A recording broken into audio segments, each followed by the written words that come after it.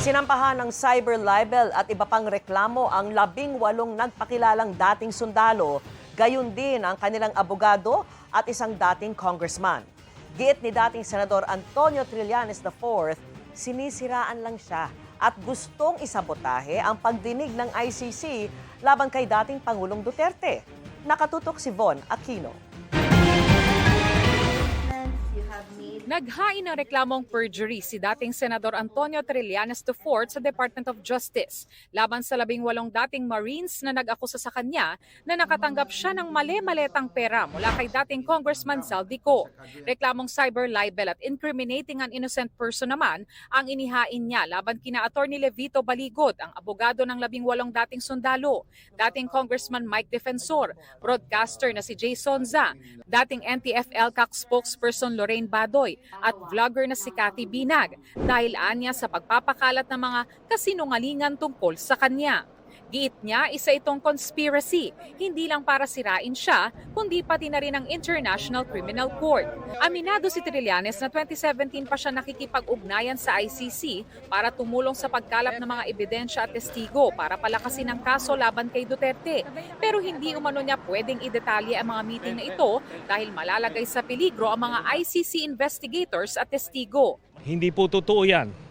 Wala akong natanggap na $2 million at kung anumang halaga mula kay Zaldico para sa ICC operations. So itong ginawa nila ay paninira lang, hindi lang sa akin, kundi doon din sa mga investigador ng ICC to cast doubt doon sa integrity ng ICC investigations. Paglilinaw ni Trillanes, ang ICC ang gumagasto sa operations nila rito sa Pilipinas.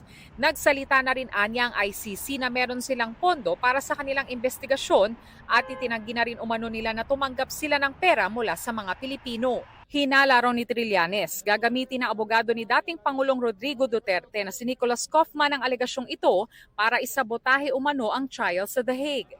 Pero sabi ni Trillanes, ang ginawa ng mga dating sundalo at ni Baligod, paglabag sa Article 17 ng Rome Statute at maari silang kasuhan ng obstruction of justice. Nagsalita na yung deputy prosecutor, yung acting prosecutor ngayon, na deliberate intimidation yung ginawa nila Levy Baligod.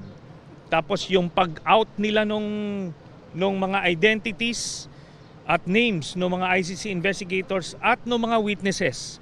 Dahil doon nilagay nila sa peligro yung mga taong ito. Nang tanungin si Trillanes kung sino sa tingin niya ang nasa likod ng mga akusasyon laban sa kanya at sa ICC, itinuro niya ang kampo ni dating Pangulong Duterte.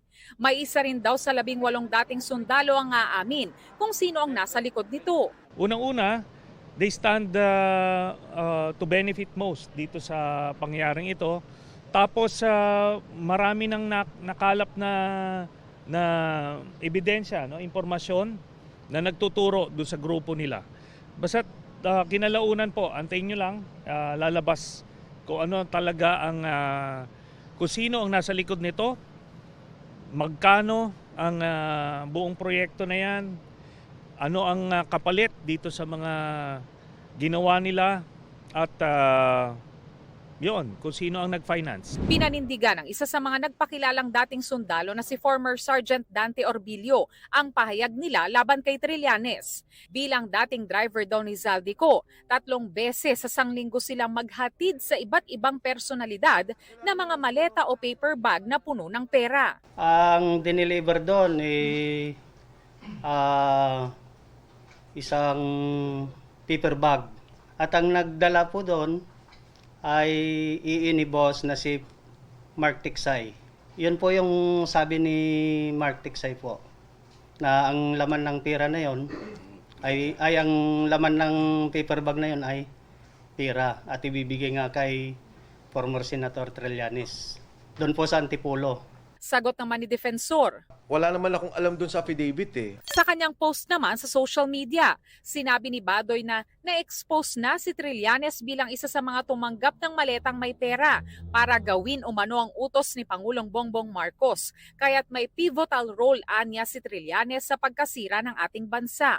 Sinusubukan pa namin kunan ng pahayag ang iba pang nabanggit sa reklamo.